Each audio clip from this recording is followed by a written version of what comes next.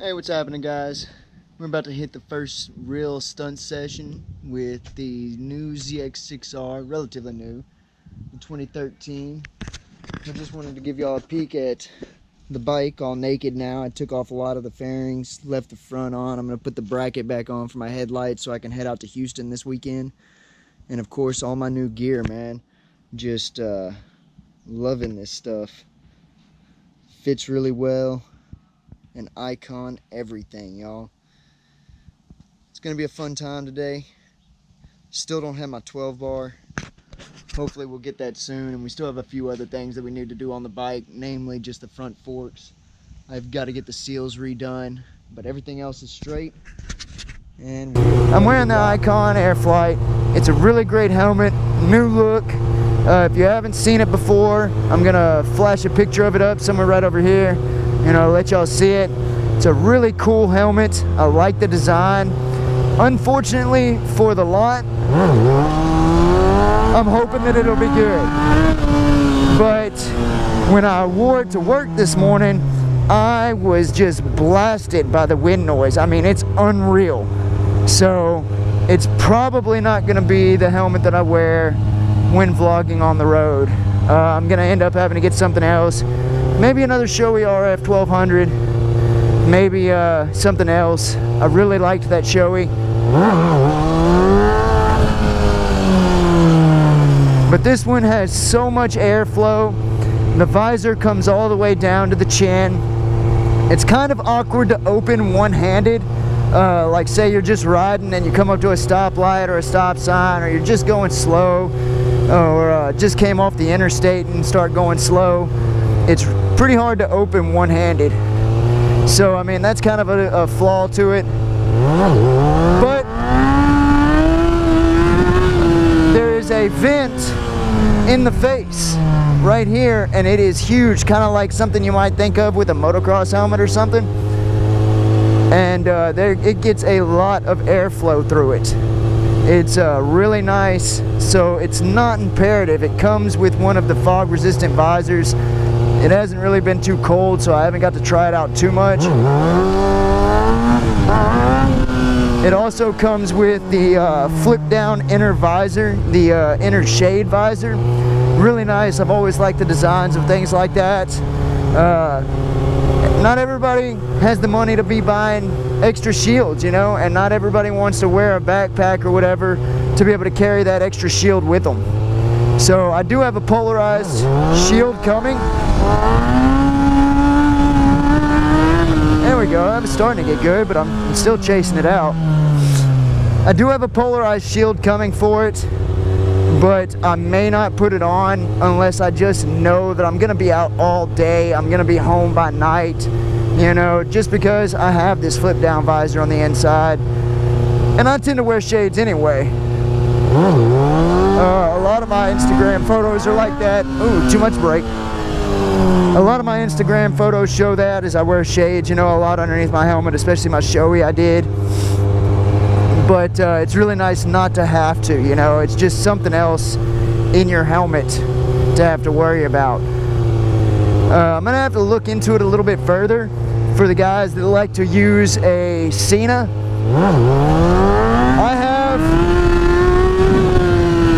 I have always used Cenas, man.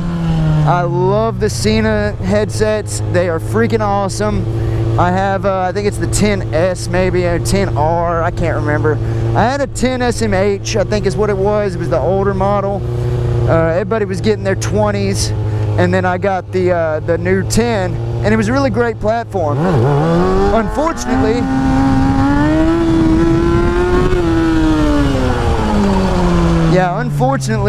this thing, the way that the cheek pads insert, I don't know if I can take those things off, but they cover the side of the helmet where the Cena would normally hook into. So where the actual unit goes. But I find it odd that you can't put it on this thing, because it also has the ear inserts on the inside for the speakers themselves, so that they're not actually impeding you like they might in a regular helmet and something that didn't have them. I know a lot of helmets nowadays do tend to have that just because the Cena is so popular.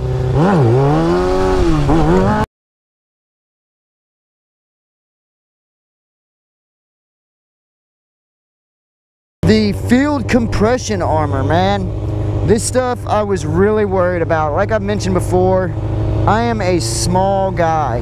I am about 5'4", around about 120, 125 pounds, kind of fluctuates, but I've always been around about that. And I was really worried the pants and the sleeves were gonna be just too big for me. Man, almost felt like it was locking up. They really did a great job on my fucking rear brakes. I was not even pushing that fucking hard. That's probably why I can't keep it up. But it fits really well. This entire session so far, the only problem that I have is the knees tend to ride up with the bend of my legs, but the padding is still over my knees for the most part, so I'm not really worried about it. Everything else sits right where it is whenever I put the stuff on, so that's a big plus for me, man. I was really worried. Jackets, everything, I have always had a problem with it, and so it makes it a big difference whenever I have gear that I feel like I can really trust. You know, it's almost, ooh, almost there. I can't quite compare it to my race leathers. Gotta come down. I can't really compare it to my race leathers. Racing leathers are just a whole nother level of protection, you know.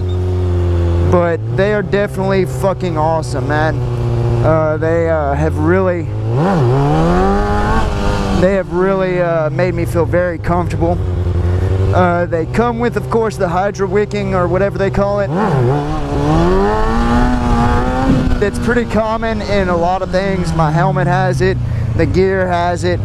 It keeps it from chafing on you, keeps it from just picking up a lot of the sweat that you're doing throughout the day. And especially whenever I'm in the lot, I tend to sweat a lot. I mean,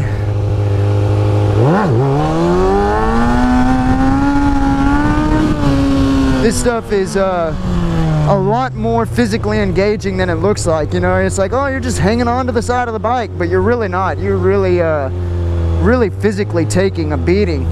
I know by the end of the day, I'll be pretty fucking tired, especially tomorrow, getting out here and just going as hard as I can. I'm going to be pretty tired by the end of the day, pretty sweaty by about noon. It's supposed to be a little warmer, so I'll definitely sweat my balls off.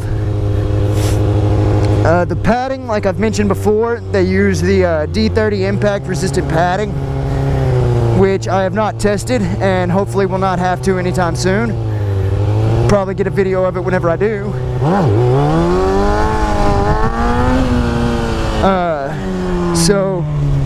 And I have never been down wearing one of my jackets. I believe the jacket that I have, that I typically wear, oh, come on, come on.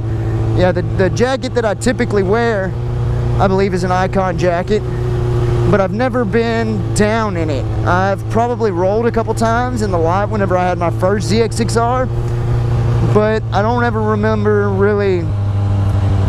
I guess that should speak volumes for it, really, because I don't really remember anything about it. It wasn't it was not a memorable experience.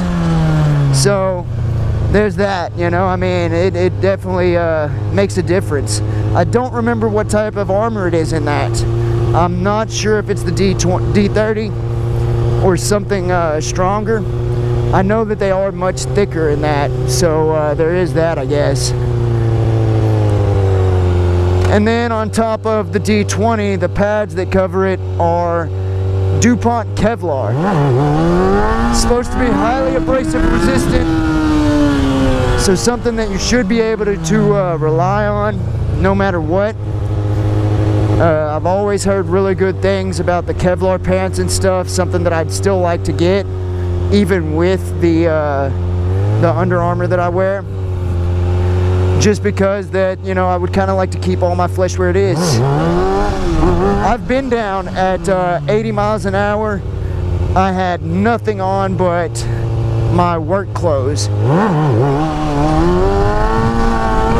I was just getting off work and ended up just a bad situation came about and I hit the ground and I had nothing on, tore up my knees real bad, tore up my hands real bad, and I made out like a fucking bandit. There's really, got a lot of wobble that time. There's really no other way to say that stuff, man. I mean, I made out so lucky with that. I remember sliding backwards down the highway, looking at the headlights of the car behind me, thinking, oh, well, I guess it's been fun. I mean, it was not an experience I would wish on my worst enemy.